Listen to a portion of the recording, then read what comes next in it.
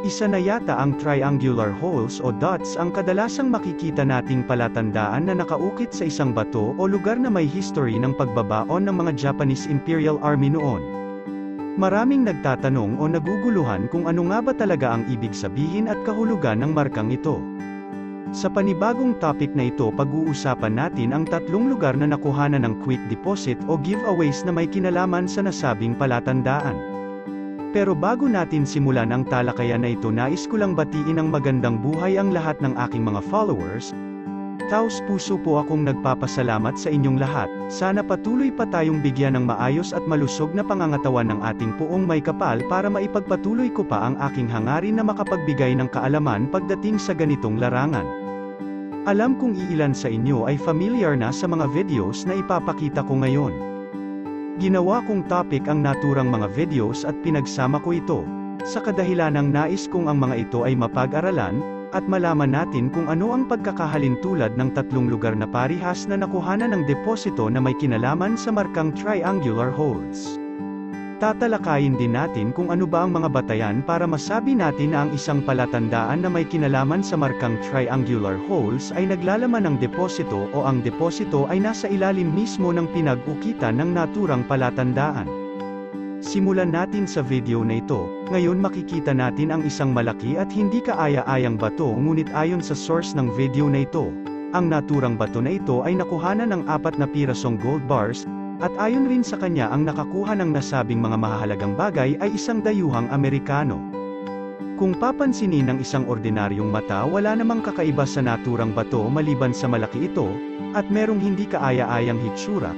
Ito ay nababalot pa ng pinagsamang mga malalaki at maliit na butas. Makikita rin natin ang isang butas na nasa itaas na bahagi ng naturang bato na ayon sa source ng video na ito. Ang naturang butas ang siyang pinaglagyan ng 4 na piraso na gold bars.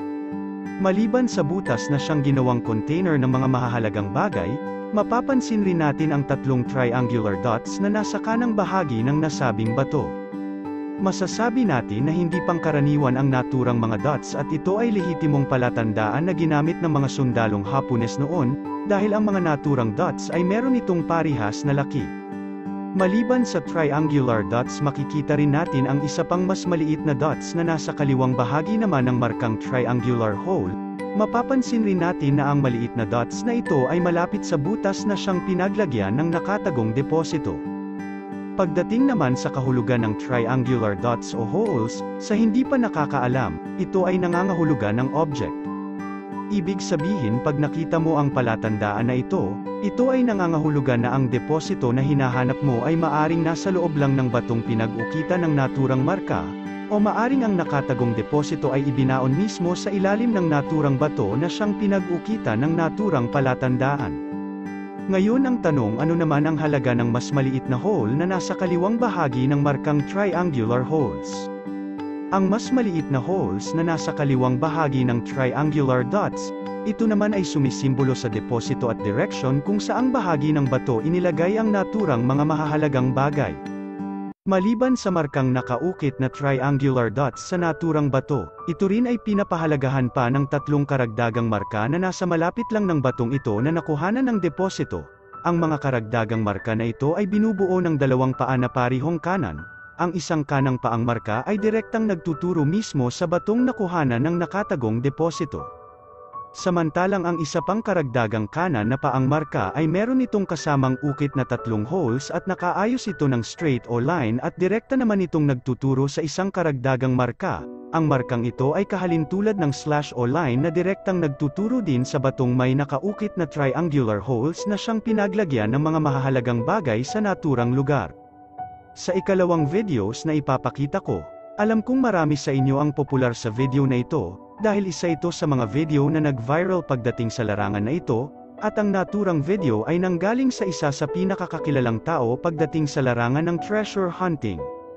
Sa hangarin na kailangan natin itong ipakita bilang isa sa mga halimbawa, upang mapag-aralan at makuhanan ng paghahalintulad sa iba pang videos na nakuhanan rin ng deposito na may kinalaman sa markang triangular holes.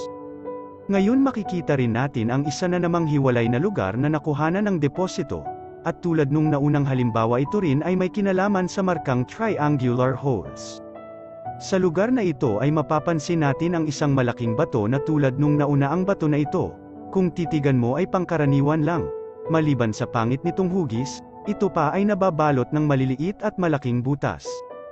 Ngunit sa mata ng isang dalubhasang treasure hunter, ang naturang bato ay merong ukit sa katawan nito na masasabi nating hindi pangkaraniwan at isang lehitimong palatandaan na ginamit ng mga Japanese Imperial Army noon, at ang ukit na ito ay ang malalaking 3 holes na nakaayos ng hugis triangle. Hindi man ito kasing bilog at linas ng pagkakaukit tulad ng 3 holes nung naunang halimbawa, ngunit mapapansin naman natin na ang mga naturang holes ay inayos ng tatsulok at halos magkakasing laki lang ito. Ngayon makikita rin natin ang isang malaking butas na nasa likurang bahagi lang ng naturang palatandaan. Ang butas na ito ay dating may takip na hugis triangle, at nung inalis ang nasabing takip, doon na nakita ang mga mahahalagang bagay na napaloob sa naturang butas. Maliban sa batong may nakaukit na triangular holes sa lugar na ito, makikita rin natin ang mga karagdagang palatandaan na nasa paligid lang ng batong nakuhanan ng deposito, at ang mga palatandaan na ito ay direktang nagtuturo sa batong pinaglagyan ng mahahalagang bagay. Ang mga palatandaan na ito ay binubuo ng inverted lines, double holes, at kanji word na ichi na ibig sabihin ay 1, at meron itong kasamang markang dot sa tabi nito na nangangahulugan naman sa nakatagong deposito. Sa ikatlo at huling halimbawa na nakuhanan ng quick deposit o giveaways na may kinalaman sa markang triangular holes. Ito na yata ang pinaka-latest na success ng treasure retrieval sa kasalukuyan, at ito ay nangyari sa bahaging Luzon. Ayon pa sa source ng retrieval na ito, nahukay nila ang naturang mga mahahalagang bagay sa lalim na 6 feet o 2 meters, at ito ay nasa ilalim mismo ng batong may nakaukit na markang triangular holes katabi ng lumang puno ng baliti. Hindi tulad nung naunang mga halimbawa na ang mga naturang deposito ay nasa loob mismo ng batong may nakaukit na triangular holes. Dahil sa ikatlong halimbawa gamit ang markang triangular holes, ay kailangan nilang maghukay ng 2 meters sa ilalim ng naturang palatandaan para matagumpay nilang ma-retrieve ang mga mahahalagang bagay, na ayon pa sa kanila ang mga bagay na ito ay napaloob sa isang bato na hindi naman kalakihan. Ngunit ang bato na ito ay may pagkahalin tulad sa hugis kwadrado. At nung binasag nila ito ay naglalaman ng 24 na pirasong red Burmase ruby. Maliban sa Burmase ruby meron pa silang nahukay na mga iba't iba pang uri ng precious gemstones, nakahalin tulad sa anyo ng isang green jade. Maliban sa Old Baliti Tree na ginawang treasure landmark sa naturang lugar na may katabing bato na may ukit na triangular holes. Sa di kalayuan ng nasabing mga palatandaan ay meron pang karagdagang marka na nakaukit pa rin sa isang bato, at ang palatandaan na ito ay isang kanji word na ju na ibig sabihin ay 10, na maaring sa distansyang 10 meters mula sa batong pinag-ukitan ng markang ju, mahahanap mo ang tamang lugar na siyang pinagbaunan ng nakatagong deposito, at ang lugar na ito ay ang batong nasa tabi ng Old Baliti Tree na may nakaukit ng triangular holes na nangangahulugan naman ng object. Gamit ang 3 halimbawa at magkahiwalay na lugar na pareho na nakuhanan ng deposito gamit ang markang triangular holes, ano ba ang aral na makukuha natin dito? Ano ba ang pagkakahalin tulad ng mga ito sa bawat isa?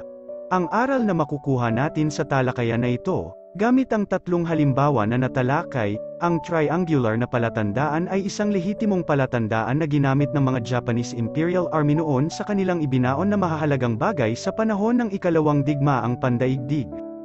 Pagdating naman sa pagkakahalin tulad nito, pareho silang naglalaman ng quick deposit o giveaways.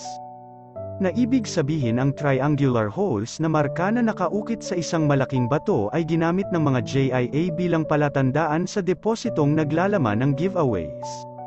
Maaring ang mga depositong ito ay nasa loob lang mismo ng batong may nakaukit na triangular holes, o maari ring ang deposito ay nasa ilalim mismo ng batong pinag-ukitan ng naturang palatandaan, ngunit pag ito ay hinukay mo ay mababaw lang. Ngayon malalaman natin na ang batong may nakaukit na markang triangular holes ay naglalaman ng deposito sa loob, o sa ilalim nito, pag ito ay merong mga karagdagang marka sa paligid nito, na direktang nagtuturo o nagbibigay halaga sa lugar na kinalalagyan ng batong may nakaukit na triangular holes.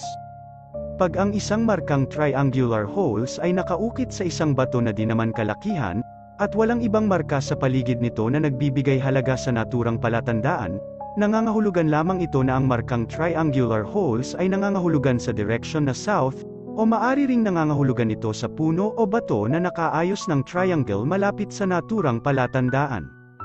Ngayon kung ikaw ang aking tatanungin, nagkataon lang ba ang pagkakahalin tulad ng tatlong halimbawa na parihong nakuhanan ng giveaways, o talagang ang setup ng triangular holes ay idinisenyo ng mga Japanese Imperial Army para sa mga depositong tinatawag na quick deposit o mas kilala sa tawag na giveaways? Paki-comment mo lang sa ibaba ng video na ito ang opinion mo at pag-uusapan natin yan. Maraming salamat mga kapatid ko sa larangan.